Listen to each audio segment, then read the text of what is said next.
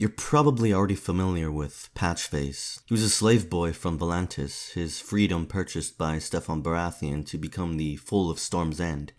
He was a talented boy, nimble as a monkey, witty as a dozen courtiers. He knew 4 tongues, he juggled and did magic. All in all, he was brilliant. But that all changed when he drowned at sea. It seems he died and came back, only he lost his memory, he lost his wits, and now he speaks prophecy through riddles and songs, and even alludes to entities lurking beneath the sea. So what exactly happened to Patchface? I believe the precise answer has already been laid out before us, embedded in the stories of other characters, in the stories of Bran, Jojen, Bloodraven, Euron, and even Hodor. On a reread of A Dance of Dragons, I came across this line of dialogue which got me thinking. Quentyn was our friend, yes, a bit of a fool, you might say, but all dreamers are fools. All dreamers are fools. Obviously, this statement was simply made in reference to Quentyn Martell and the foolish actions that led to his demise. But it made me think of dreamers, particularly what dreamers are in A Song of Ice and Fire. Who is this three-eyed crow? A friend, a dreamer, wizard, call him what you will. The last Greenseer. The three-eyed crow is a dreamer, the last Greenseer is a dreamer. This exchange took place in A Dance of Dragons, but dreamers are mentioned way back in Book 1. In A Game of Thrones, as Bran is comatose after his fall from the tower, he's visited by the three-eyed crow in a dream. In the dream, he plummets endlessly to the earth, and he sees the bones of 1,000 other dreamers impaled upon spires of ice. These other dreamers were presumably potential Greenseers the three-eyed crow sought to train, as they all evidently failed and fell to their deaths, and the crow is trying to teach Bran to fly. But what does any of this have to do with Patchface? Well, remember that quote about dreamers being fools? Could it be that Patchface, the prophetic fool, may have been one of those fallen dreamers? It's mostly believed that Patchface became prophetic after drowning, that somehow the event or the drowned god gave him the power of prophecy. However, there are other characters who have drowned all the same, yet emerged with no such power. Euron Greyjoy went down in the storm and washed up safe on shore. He himself says he drowned.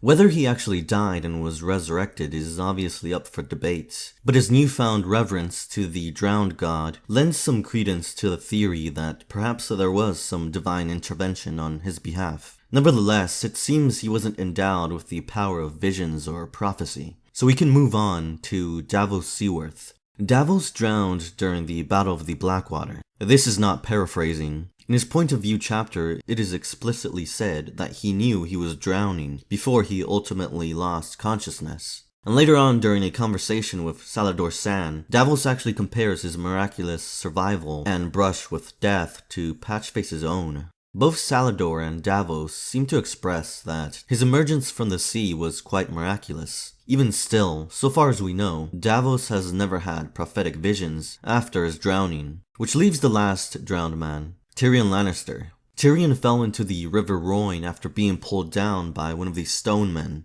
It is presumed he drowned and died, as his skin was cold as ice and his lips a shade of blue. And this also mirrors Patchface's body upon discovery, as both Tyrion and Patchface were deathly cold. So we have Patchface, Euron, Davos, and Tyrion. Out of these 4 characters who drowned, why is Patchface the only one with the power of prophecy? Maybe the drowning wasn't the cause of his prophetic powers at all. Maybe he was visited by a crow. In the very same dream where Bran plummets to the earth, the three-eyed crow tells him every flight begins with a fall. Patchface, in one of his songs, says that, "Under the sea, you fall up." First of all, since Patchface washed up ashore unconscious, in death or otherwise, it'd be safe to assume that he was in that same state under the sea. Thus, whatever he saw under the sea might have just been what he saw in a dream.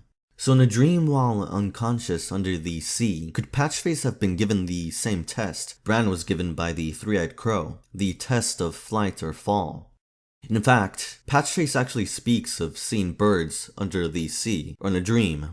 Under the sea, the birds have scales for feathers. However, he did not just see birds, he saw crows. Okay, so he saw crows, but why are they described as white as snow? It might make no sense until you read about the white fish swimming in the river running through the three-eyed crow's cave. Remember, to Patchface, birds and fish are interchangeable. That's why he said the birds have scales for feathers under the sea. This could then mean that these white fish in the three-eyed crow's cave might just be the white crows referred to by Patchface. Also recall that the three-eyed crow is a greenseer, capable of wearing the skins of animals, which not many people know also includes fish. Which begs the question, if a greenseer often takes the form of a bird in both life and dream, why not fish as well? Furthermore, when Patchface says that birds have scales for feathers, he very well could have heard this from the three-eyed crow himself, because this is what he told Bran. There are different kinds of wings. There are different kinds of wings because under the sea, the birds have scales for feathers. However, there's another way this line can be interpreted, and it could still point to the three-eyed crow, Bloodraven, the last Greenseer. First of all, it's important to note that Patchface only started singing about crows after he saw Jon and called him a crow. We can then assume that Patchface's song was only alluding to men of the Night's Watch. However, Bloodraven, the three-eyed crow, was once a man of the Night's Watch. He was also reputably pale, so white in complexion. In fact, all throughout the Mystery Night, he had been known as and associated with the color white. But since we know he joined the Night's Watch and was even Lord Commander, it could then be conjectured that he might have also been known as the White Crow, much like he was the White Dragon. So if Patchface is singing of men of the Night's Watch, then he is likely singing of Bloodraven, as he was once a White Crow. Additionally, since I've established that when Patchface says under the sea, he really means in his dreams, then this would be characteristic of Bloodraven, as he now only visits people in dreams. Anyhow, I prefer the former interpretation, the connection between the white crows in Patchface's song with the white fish swimming in the three-eyed crow's cave, along with the similarly cryptic lines, there are different kinds of wings, and under the sea, the birds have scales for feathers. Essentially, I believe that some of Patchface's songs are simply interpretations of dreams he had while under the sea, dreams in which he was visited by the three-eyed crow. Now, let's talk about dream forms and why Patchface could have seen Bloodraven as a fish instead of a crow. First of all, it's hinted at in the books that Bloodraven does not choose the forms he takes in dreams. When Bran first met Bloodraven, he asked him if he was the three-eyed crow, and he dithered in answering, a bit perplexed. When he does answer, Bloodraven believes Bran was referring to his service in the Night's Watch, completely disregarding what Bran clearly witnessed in his dream, a talking three-eyed crow. Now, there are some theories taking this to mean that Bloodraven is not the three-eyed crow. However, we can also look at what transpired between Bran and Jojen. Jojen dreamed of Bran as a winged wolf in chains, and Bran had no idea he was the winged wolf. Jojen had to convince him. Now, Bran did not actively visit Jojen in a dream so far as we know, but the point still stands. When characters appear in dreams, they don't appear exactly as they are in life. A simple answer is that the subconscious of the dreamer is mostly at fault for the form of their visitor. In fact, the very last thing Bran saw before he fell was crows circling the tower, so it would only make sense that a crow would appear in his dream. And this brings me to Patchface. If Patchface was visited by the three-eyed crow in a dream, his subconscious may have attempted to make sense of him relative to his last waking moments. Before he lost consciousness, the last thing Patchface likely knew was that he was drowning in water. So when the three-eyed crow entered his dreams, he still saw him as a crow, only one with scales for feathers because Patchface last knew he was underwater. And he saw him as a white crow with scales for feathers because white fish swim in a river flowing through the three-eyed crow's cave. Fish which greenseers can warg, just like crows. Essentially, both Patchface and Bran may have had the same dreams. That is why both of them saw crows and had a fall, except one flew and the other fell. Now, how do Patchface and Bran compare in the real world? Well, here's what Maester Crescent thought of Patchface after his discovery. The witty, clever lad that Lord Steffon had written of never reached Storm's End. The boy they found was someone else, broken in body and mind. Patchface was a boy, broken in body and mind. A broken boy, essentially, just like Bran, who is continuously called and identifies himself as a broken boy. Another parallel is how drastically phrased their change is. Bran woke up and his world was changed. Patchface woke up and the boy they found was someone else. Similarly, no one expected either Patchface or Bran to be survivors. Their survival was miraculous, and also similarly phrased. No one ever explained those 2 days the fool had been lost in the sea. No one had expected the broken boy to live. The gods could not kill Bran. They also both shared an idiosyncrasy which led others to describe them as, oddly enough, monkeys. Maybe they both liked to climb. Maybe Patchface made people laugh the same way Bran evoked laughter from his father.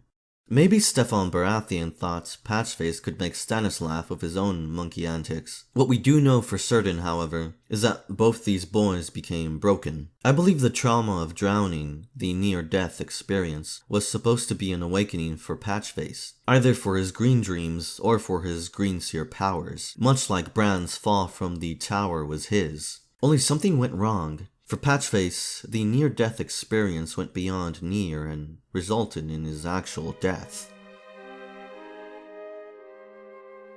When I was little, I almost died of grey water fever. That was when the crow came to me. He came to me after I fell. The crow came to Jojen and Bran after they both nearly died. The crow contacted 2 young boys after their near-death experience. Patchface was a boy as well when he drowned. Like I said before, it could be that Patchface has green dreams. Actually, this is the likeliest scenario, but it may also be that he was one of those fallen dreamers Bran saw, other dreamers who were potential Greenseers. For starters, those fallen dreamers are presumed dead, since we only see their bones. And the crow tells Bran to fly or die. Maybe they only died in the dream, or maybe they died in life as well if they failed to fly. Either way, Patchface fits the bill. He was someone who died, since his flesh was clammy cold, and he was a young boy, which is who the crow often visits. However, I believe that a near-death experience is not only a prerequisite for the three-eyed crow to pay a visit, but it's also needed for a skin changer to elevate to Greenseer. In the prologue of A Dance with Dragons, we're given the point of view of Varamir Sixskins, a wildling skin changer. Like all prologues in the books, the featured character dies at its end. Varamir died as well, but something happened to him that never happened before. When he died, his powers expanded. He was not just a skin changer anymore. He attained the powers of a Greenseer. He saw through the eyes of a werewood and everything else that was alive, even earthworms.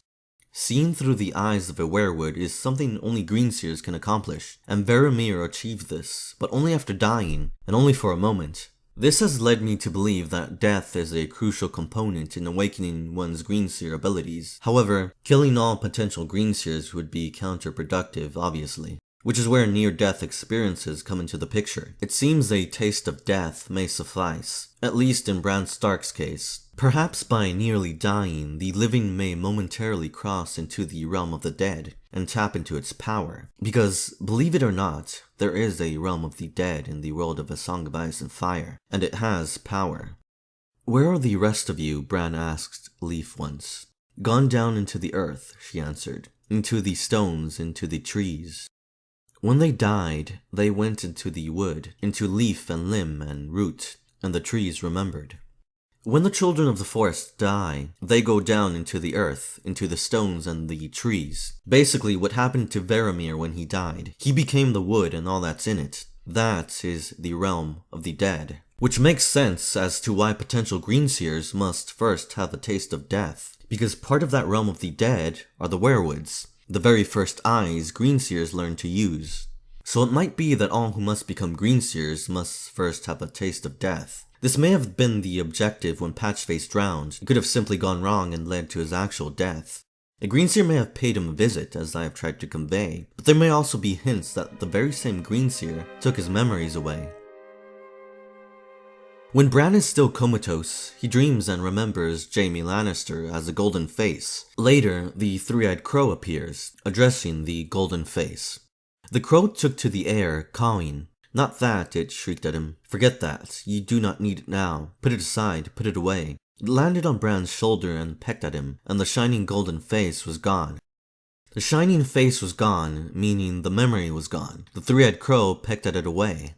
That Bran lost his memory of Jaime and the fall is confirmed by Maester Luwin. So going by what the crow did and what Maester Luwin said, it seems entirely possible a Greenseer can erase memories. But what if they could erase all of them? Patchface lost all his memory. Supposedly the sea took it from him. I believe the Greenseer took it from him because he was another dreamer, like Bran, who needed to forget his trauma. Now it could be argued that, while Patchface was drowned under the sea, some brain death may have simply occurred, obliterating all his memory. It's possible. After all, he was at sea for 2 days. However, there's another character who was dead in the water for 2 days as well, and also resurrected, yet they kept their memory. Catelyn Stark. She was dumped into the river after a day already dead, but it should be clarified that she was only 2 days in the water, not just by the river. Through Arya's point of view chapter, where she wargs Nymeria, we know she pulls her mother out of the water as men approach. Those men could have only been the Brotherhood, who then promptly resurrected Catelyn, as any other men with horses and steel would have likely been Freys, and the Freys would have further mutilated her corpse as they did before. Additionally, the yellow and pink wings no doubt allude to the yellow cloak of Lemoncloak and the pink robes of Thoros of Myr. So she was 2 days dead in the water and then resurrected. But did she lose her memory? No, she remembered everything. Catelyn Stark was dead in the water for 2 days and did not lose her memory when she came back to life. Yet Patchface did. Could his loss of memory then be attributed to something else? A three-eyed crow, perhaps? If this was the case, then I believe his head could have been further tampered with, just like Hodor's. To eat of human meat was abomination, and to seize the body of another man was the worst abomination of all. There are hints that something else may have happened to Patchface, besides his possible Greenseer Awakening gone awry and the missing memories. As we know from the show, after being warged into by Bran, Hodor could only speak Hodor. In the books, after his drowning, Patchface could only speak through song and rhyme. This happened to Hodor because he heard "hold the door." I'm not suggesting Patchface could have heard something too. I'm only comparing the communicative handicap and possible brain damage they both seem to share. Furthermore, when young Hodor was warged by Bran, he dropped to the floor, twitching. And twitches and trembles is something Patchface is constantly subjected to. In case you're wondering, twitching when being warged was not just fabricated by the showrunners. In the books, when Varamir Sixskins tried to take over another wildling's body, this is what happened. Thistle arched her back and screamed. The spearwife twisted violently, shrieking. Her body staggered, fell, and rose again. Her hands flailed, her legs jerked this way and that, in some grotesque dance as his spirit and her own fought for the flesh. Thistle's experience was obviously more intense than mere twitches and trembles, but the physical intensity is only a manifestation of the resistance to the skin changing, and resistance depends on the skin changer's relationship with their victim, or how docile they are. Dogs were the easiest beast to bond with. They lived so close to men that they were almost human. Slipping into a dog's skin was like putting on an old boot, its leather softened by wear. As a boot was shaped to accept a foot, a dog was shaped to accept a collar, even a collar no human eye could see. Anyway, my point is that Patchface could have been warged in the past or is now frequently warged, and the recurrent twitches he suffers may be proof of that. Furthermore, if a Greenseer did warg into Patchface when he was a boy, it would have been an older Greenseer warging into a younger potential one. I mention this because Patchface might have alluded to it. Under the sea, the old fish eat the young fish. Since I've established that the fish Patchface saw under the sea were crows, which may allude to a Greenseer, and that everything Patchface saw was a dream, then this might mean what I just proposed, that Patchface was warged into by an older Greenseer. The old fish ate the young fish.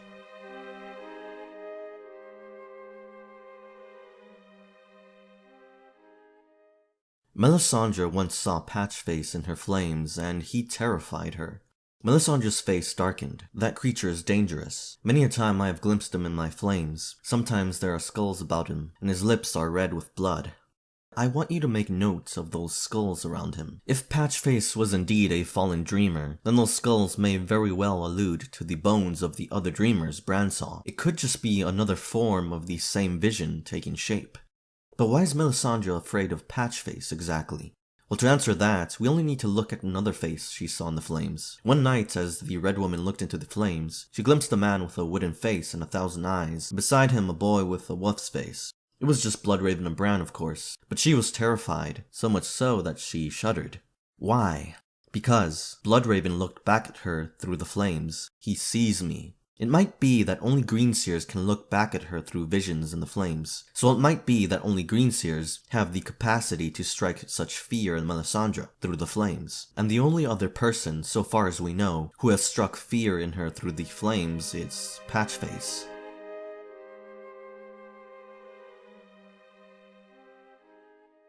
I want to learn magic. The crow promised that I would fly. When I was a boy, I dreamt that I could fly. When I woke, I couldn't, or so the maester said. But what if he lied? Perhaps we can fly, all of us. How will we ever know unless we leap from some tall tower? These lines from the books have led many readers to believe that Euron Greyjoy was once visited by Bloodraven the Three-Eyed Crow, that he was one of those other dreamers Bran saw. Beyond that, there are many other possible connections, such as his nickname, the Crow's Eye, and then his sigil, which is a red eye with a black pupil beneath an iron crown, supported by two crows. Bloodraven has one red eye, of course, and is a crow in dreams. But in the show, there might be further allusions that the Crow's Eye is not only connected to Bloodraven, but also Patchface. Granted, Patchface is only in the books, but bear with me for a minute.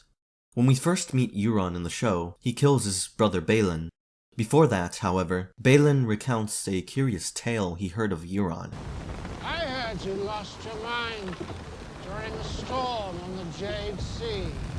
Tied you to the mast to keep you from jumping overboard. Euron lost his mind during a storm. His crew tied him to the mast to keep him from jumping off. So, he tried to jump into the stormy sea. It seems he tried to drown. Doesn't this sound familiar? Patchface drowned during a storm, and evidently he lost his mind. Could Euron have been visited by a Greenseer on that stormy voyage? Could that Greenseer have driven him mad? Driven him to jump into the sea, to drown and have a taste of death, just like Patchface and Bran? The only thing that wouldn't make much sense is that Euron wasn't a boy. Even so, could a Greenseer really drive men mad? Well, for starters, a mere skin changer alone can drive men mad. We saw that with Varamir Sixskins and the Wildling woman whose skin he tried to steal, and we saw that in the show when Bran broke Hodor. It could then be that a Greenseer drove Euron mad as well, during a storm on the Jade Sea. Perhaps this Greenseer wanted him to drown, just as Patchface did during the storm. So, to sum everything up, I believe Patchface was one of those fallen dreamers Bran saw, a potential Greenseer, only he failed to fly and remains merely a dreamer, and a broken one at that, but not much more. And it could be that he had the power of prophecy before he even drowned. More than likely, he could have had skin-changing abilities as well. After all, Greenseers are skin-changers first. Stefan Baratheon even said he did magic, whatever that may have entailed.